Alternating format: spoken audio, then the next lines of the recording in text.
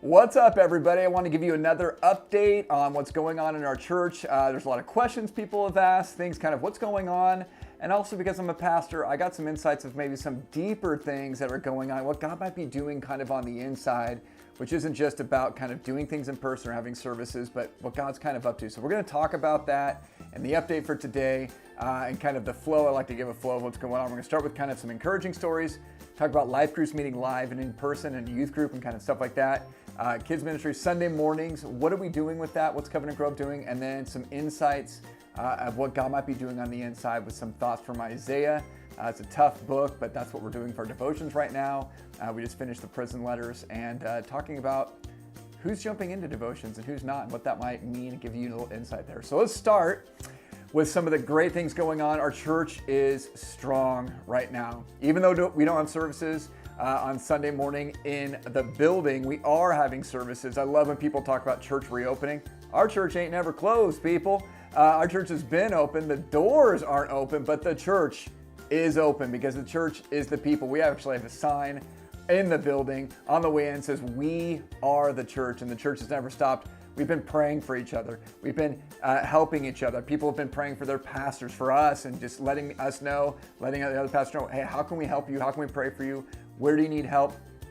We've had Team Sunshine delivering packages. We've had over 7 rounds of packages, over 700 packages gone out for youth, kids, seniors, trying to help people be connected, actually putting things in people's hands, care packages, goodie bags. Someone called me this week and said, hey, Micah didn't get one. We went and delivered it that day.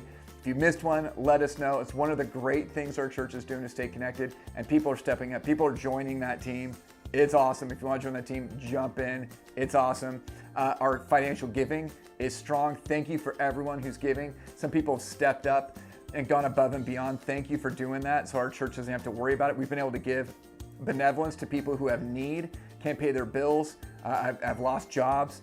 Your giving has allowed us to keep doing that. It's incredible. And then caring. I'm making calls every day pretty much, about not quite every day, but about every day, usually about an hour. And as I'm calling people, they're saying, yeah, I've been called by my life group leader. I've been called by this other pastor. I've been called by this person in the church. Our church is stepping up. We realize, hey, this is so easy to get disconnected. I've said since day one that this is a mental health crisis waiting to happen. And our world's starting to see that.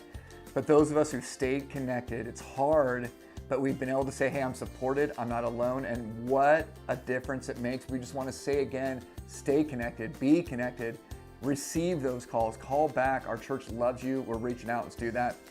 Our groups, I want to give a huge shout out to our life group leaders. They stepped up. We've had to change things on them multiple times, and they've been like, that's cool, that's good, whatever. They haven't thought about themselves. They've thought about how to help others. It's been incredible between our youth groups, our young adult ministry, our life groups. We have over 200 people connecting every single week.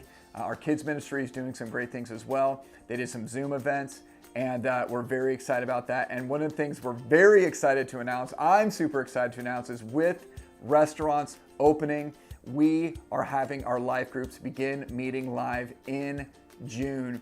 Now, some of them, that's not the right move for them, so they're going to still stay online. Some of them are going to be live only, and some of them are going to be kind of a mix. And in June, we're going to get together. We're starting our God at the Movies sermon series. So some people are going to be doing like a little barbecue. Some people are going to watch a movie together. But it's just a way of saying, man, I want to be together. And so we're allowing that to happen. We're saying, hey, get back together, connect, take the precautions you need, distance, have a lot of care for each other, have a lot of grace for each other. Life groups are meeting back live, and that is a big, big deal. And I want to encourage you, if you've said, hey, I haven't been in a life group, now is a great time to get connected. Now is a time to get connected with some other people. And of course, people are asking the question, are we going to be meeting again on Sunday mornings, or when are we going to? And I want to give you an update on that. And the thing I want to just kind of do is like an overview of that, is to help you know, when we think through and pray through these decisions, there's 3 things that really guide us. And I want you to think about these. The first is we do it prayerfully. Second is cautiously. And the third is grace-filled. Prayerfully, cautiously, and grace-filled. The first is we pray. God, what do you want us to do? How are you leading our church? How do we take those steps? The second is cautiously. We don't want to be the first church opening up. We want to say, hey, how do we make sure that we are the church? Our church isn't defined by Sunday morning. Our church is defined by the mission of God and the work that He's doing in us and how we love each other. And the service doesn't define that. Service is important, but it doesn't define that. And those of us who are in that walk and in that rooted life know that. And that's the heartbeat of our church. It always has been since day one. Even though we love our service, it's really about that rooted life that we have, and the life flows out of that. As Jesus said in John 15:5, those who abide in me and I in them will bear much fruit. That fruit of love, joy, and peace, patience, all those things. And then grace-filled. So we're being cautious, but it's also grace-filled. And so as we're kind of going like, yeah, some people are ready to do this now. Some people think this is all conspiracy. Some people think this is crazy, even talk about doing it now. Some people think that things are opening up too quickly. We all have different opinions, and here's the thing, we don't all have to agree to be in the same church or even the same life group. We can be grown-ups and say, hey, we don't have to agree on that because what unites us is Jesus Christ. And what a great thing for the world to see that people who don't agree on certain things could actually be together, could walk together, could do life together, could serve together, could be in a church together. That is an incredible testimony. So as we move forward, we're going to say, hey, we can do it grace-filled. Now, the state put out guidelines that said, here's what churches are going to do. And basically, that would mean 25% of your building capacity. For us, in the main sanctuary, that's 200 people. That would mean 50 people total could be in the sanctuary. In our classrooms, that's 5 kids total, 5 people total, including the teacher. And honestly, friends, as we look at that with the worship team and everything else, to get all the people we think want to be back in together, that would mean the pastors would have to run 6 to 8 services per weekend, and services that are between 40 to 50 people. And as we look at that, we just say, hey, with all the other things that are going on and the things that we're doing, now's not the time to be doing that. We don't have that capacity to do that with the amount of work that would take to pull off. Plus, we think people would probably want to be coming to the same basic service times. And then what would we have to do? We'd have to tell them there's no room for them. And I don't know if you know, I've said that for years. Our church will never say to people, there's no room for you, go away, go somewhere else. And that's probably what we would have to do. Instead, what we want to be doing in June is 2 key things. And we don't know if this will last into July, but we know for June, this is what we want to focus on. The first is we want to focus on getting prepared for the time that we are going to reopen. So our cleaning procedures, our best practices, what are we doing with mass or not mass? What are we doing with kids ministry? What are we doing with, sanitation, the cleaning team? We need people. We need to know who can come back and help. So if you are an usher or greeter or hospitality, or we need people to be on a cleaning team between services, we need to know if you can do that. We need to know if you're saying, hey, it's not time for me yet, and that's fine, grace-filled. Or if you're saying like, yeah, I'm ready, I can help out. I can help out in 3 services. We need to know that. Reach out to your area pastor, especially Hannah and Jackie, kids ministry, Sunday morning ministry. Let them know, yeah, I can do that. And then the other thing we're going to do in June is focus on actually doing church in homes. So if we're going to do services with like 30 people, 40 people, we can do that in someone's backyard. It doesn't have to be in the building.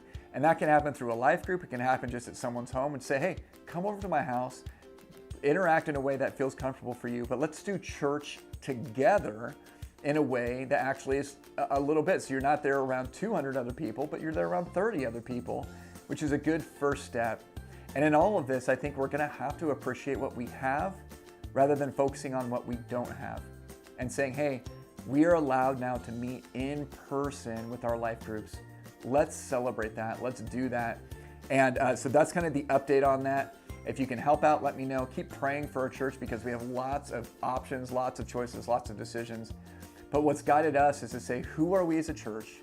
How do we live into that well? We can't do everything. What can we do well? And how do we actually live out this kind of thing that we are as a church?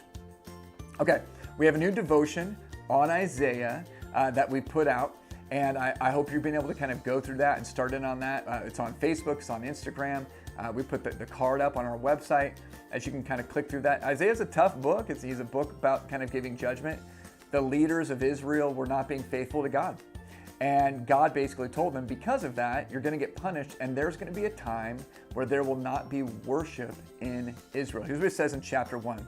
God says, I hate, that's tough, I hate your celebrations and your festivals. They are a burden to me, I can't stand them. And when you lift up your hands in prayer, I won't look. Though you offer many prayers, I will not listen, for your hands are covered with the blood of innocent victims. Basically, They were worshiping God, but they missed the heart of worship. They missed what worship was all about. They didn't live lives of justice. And God said, because of that, there's going to be a time where there's no worship. Now, I think in our culture, we do struggle with justice. But one of the things that people would say again and again and again is, I'm way too busy. I'm way too busy. I'm way too busy. And then suddenly, for a while, the world kind of stopped. And even if you were working a lot, and I was working a lot, still things kind of stopped. I had kids, they couldn't do their activities, and so there was just family time and family dinners and every night, and slowing down, and this time to reflect, to look inside. And for some people, that looking inside didn't work. So they ran to entertainment, and some people are so sick of TV and Netflix and shows and everything. But they ran away from that look inside. But for other people, that was a chance to really get their lives re-centered on Jesus and to get in the Word and to say, God, I'm yours. And I want to encourage you, take the chance as things are reopening. Make sure you don't miss this opportunity to look inside. And I know there's a lot of things going on with health, and those things are scary. But don't miss the opportunity to look inside. And some of what you find inside may not be great, but Jesus still loves you, and Jesus is still with you, and He wants to show you what's going on inside, and He wants to open up a door to a deeper roots life, a life that has better health, a life that has hope in Him. And my hope for you as your pastor is it's not about services, it's about a walk with Jesus that is deep, deep, deep into Him. And that means you're going to understand yourself better as well. So that's my prayer. That's our little devotion. Thank you for watching until the end. I'm really excited about what God's doing. I'm excited about what's coming up. And I'm so thankful that you are part of our church, or at least supporting our church, watching this video. We'll be online every weekend. We'll be in homes. We're meeting in life groups. Youth group starts up again the week of June 15th. They're on a little bit of break now. Kids ministry in June is going to be doing some in-person events. A lot of stuff going on. Things are starting to happen again. We don't have everything back. It's not normal. Of course, our church was never really normal, but we're on the move, and we're so excited because God has never stopped working. Keep doing that deep work with Him. Stay in the Word, stay in prayer, and keep living it out. I'm so proud. God bless you. Talk to you soon.